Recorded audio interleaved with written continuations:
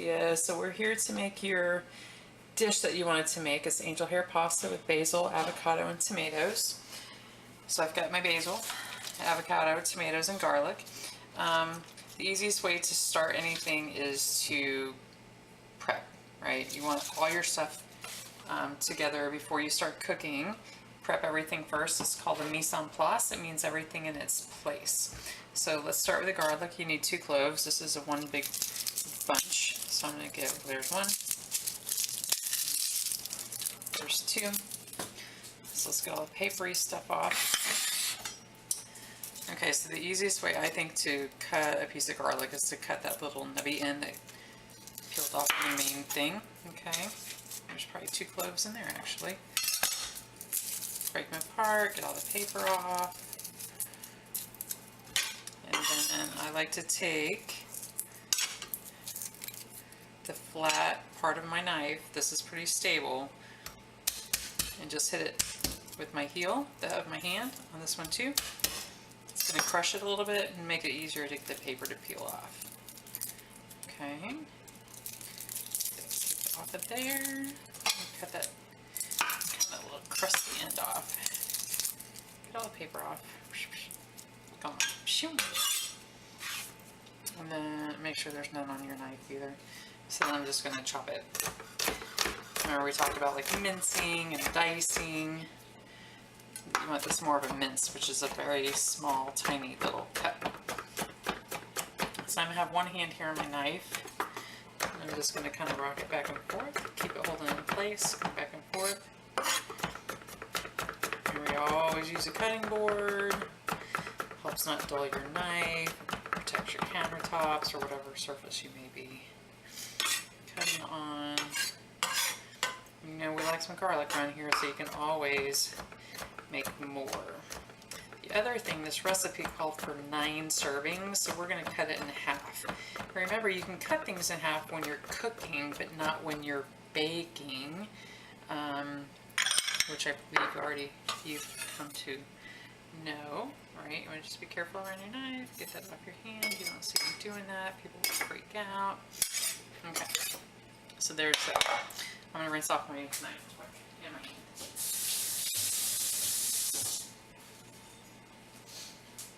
hand. Okay, so the other thing was it said it took 4 tomatoes. We're going to use 2. Remember we talked about what knife would be best with tomatoes. And it's going to be your serrated edge knife, right? Because it's kind of juicy on the inside and a little firmer on the out. Alright, so I'm going to cut that like that.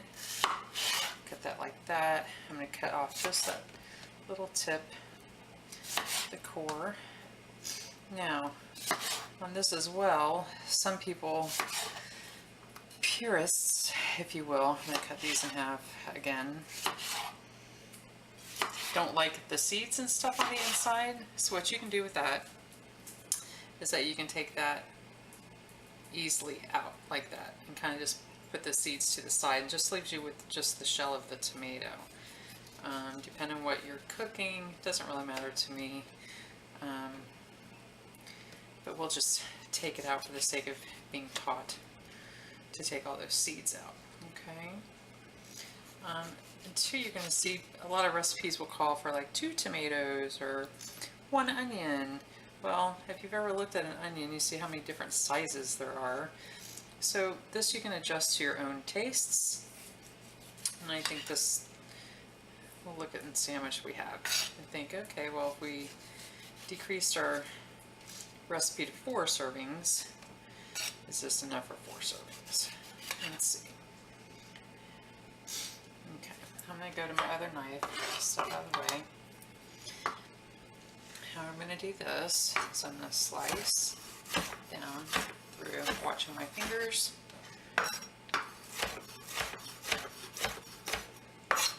So kind of small pieces like that. You can cut them chunkier if you like to get a bigger mouthful of tomato with a bite.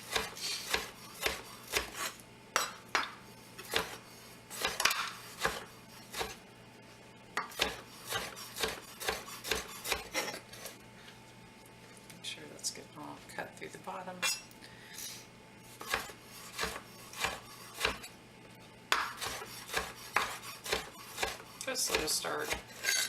You can always get faster, the more proficient with the knife you get, and the more times you don't cut off the tip of your finger. Well, that hurts. Remember, with anything, safety first. If you cut yourself, go rinse it off, let it bleed for a little bit, get all the toxins out of that cut, and then go stick a Band-Aid on it.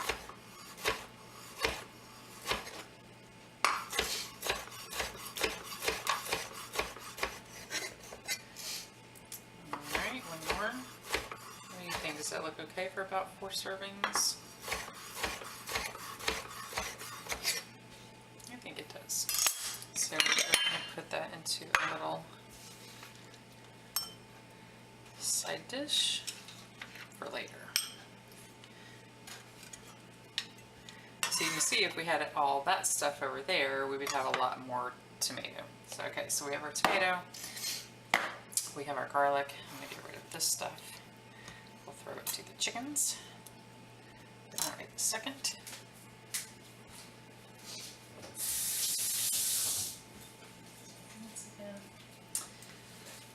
Okay, so next thing, let's talk about basil. Oh, I love basil. It's so good. So basil, you know, you can kind of rough chop this if you want. I'm going to show you how to make it all pretty. In a cut called a chiffonade. So you're just going to pinch your basil pieces off. You might want to leave some bigger leaves like this kind of to the side. You can maybe garnish your plate with that. Oh, it smells so good. I had a lady when I was checking out one day at the grocery store. She, you know, scanned the basil and she's like, "Oh, what is that smell?" And I said, "Oh, it's basil, isn't it fantastic?" And she said, "Oh, it's disgusting, I hate it." And I was like, "Oh, I could bathe in it." I love it. I just love basil. Alright, so we're almost done with this. So this called for 3/4 of a cup. We're not going to use that much because we're cutting it in half. So what you do with these, you lay them out on top of one another. Okay, this little slight discoloration in the leaf is okay. And you just touch it, it's not dirt or anything. So just laying them out, stem on stem. And I got 2 packages because I love basil. I don't know if I told you that. So this is a cool little cut. I like this chiffonade. It's a little labor intensive, but not too bad. Whoops. Okay, almost done. Get this one and this. So what you do with this is you kind of roll it up from the long side. Let me get this out of the way. Long side and kind of roll it. Maybe right, well, let's cut it in half. It'll be easier. We'll do 2 batches. Okay, so we're going to roll it up length side first, like that. And then we're going to do really thin slices.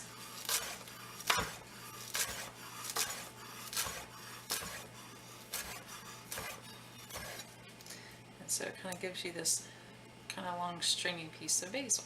Okay, put that away and do this one. Roll it up lengthwise. And cut into thin strips.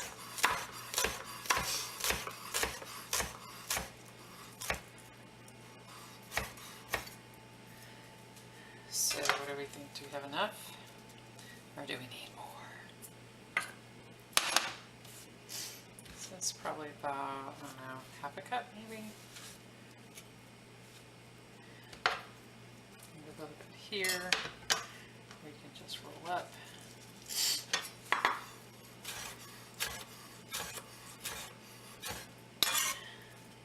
Let's do some more. This is how I buy it. You can buy it at the farmer's market probably for less expensive than Publix. Get some big leaves. Do that one, this one.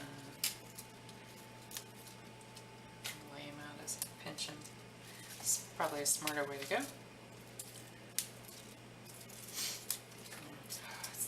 The aroma is amazing. Okay, roll them up. Doesn't have to be exact, right? You're a newbie, and I'm just not exact. So it looks pretty good.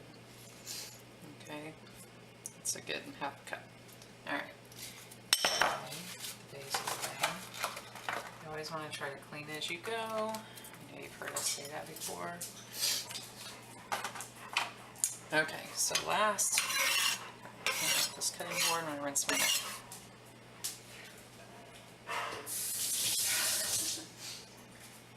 And Tanner's here because I'm cooking. Okay, here is my avocado. So how do you tell if an avocado is ripe? Apparently if you flip off the little end there and it's brown, that means it's ripe. I just kind of give it a little squeeze. It gives a little bit for me. It's not rock hard. If you have to let these ripen, you let them ripen on the counter, and then when they get to your, when you say, hey, it's ripe, you put it in the fridge and it'll stop the ripening process. So I'm cutting straight through. I'm going to go here like this, and I'm going to go around like that, all the way around, and then I have that. Okay, so there's a couple ways you can do this. I'm going to slice through. Watch your tip. You can feel it on your hand below. You don't want to go too far and go through. This is an easy way to dice it. Then I'm going to turn it, make that cut again, and see how it's kind of dicing it already. And then what you can do with that is you can turn it inside out, and there's your avocado. And ask for one avocado, and we'll use a whole one avocado because that's another thing we like. Okay, seed, be careful. You have to have a sharp knife to do that, okay? Again, I'm going to cut. Another way you can get that seed out is take a spoon and put the spoon behind it and just pop it out with that. And since our avocado is going to sit here for a little bit, we're going to take some lemon and put lemon on it, because as soon as this avocado hits the air, it's going to start to oxidize and turn brown. And it doesn't make for an attractive dish when you have brown avocado or brown guacamole. Okay, so there's that. Hold on.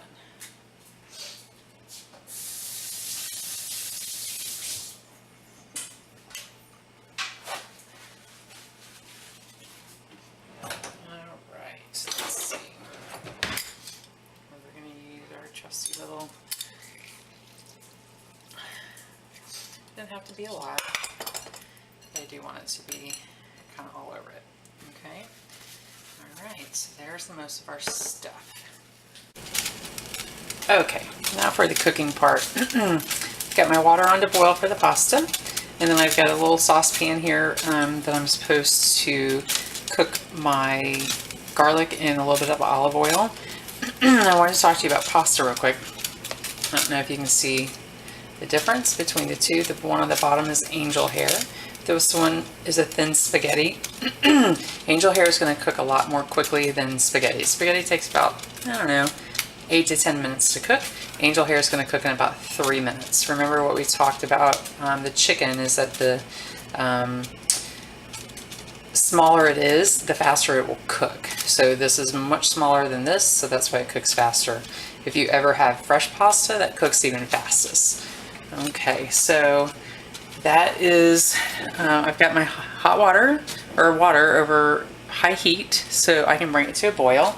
And then this little pan I have over medium heat, because this is what I'm going to put my garlic in. So I'm going to put a little bit of olive oil in there. Not much, I think it calls for about 2 tablespoons. Alright, so there's my olive oil. I'm going to wait for that to heat up. I'm going to get a spoon.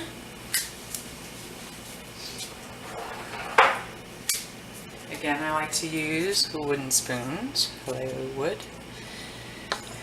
And let's get in there. You can see my little bubbles are forming on the bottom of my water over there.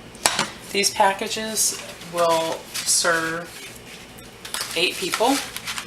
It's 16 ounces, so about 2 ounces per person. It doesn't sound like a lot, but when it's cooked, it'll be a lot. So we want to use about half of it. Okay, you're gonna have to guesstimate. We'll guesstimate in a minute.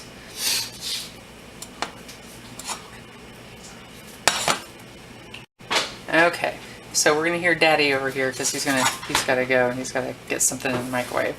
So anyway, that's going. I'm gonna put my garlic in.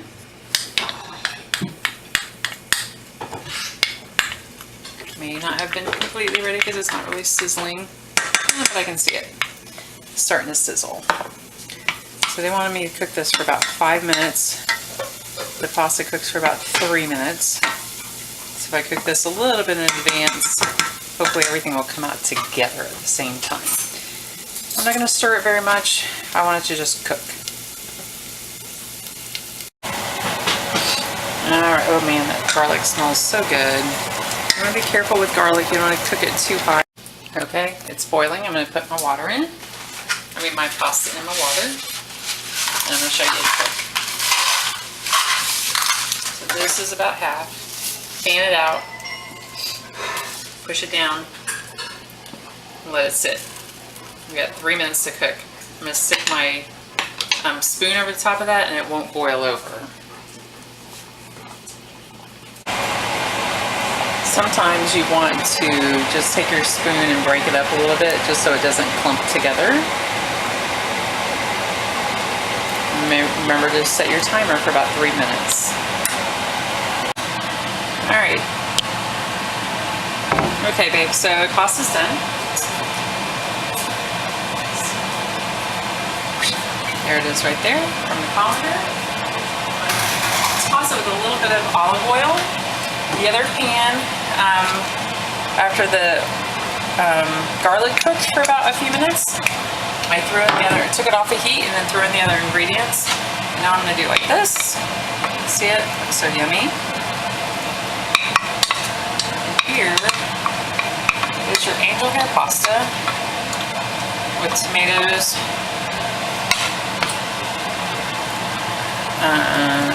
avocado, and basil. Voila, it's done. And you can throw in your little things for garnish if you want. These cute little leaves. Put plenty of Parmesan on it. What do you think? It looks good, huh? That'll feed you for a few days.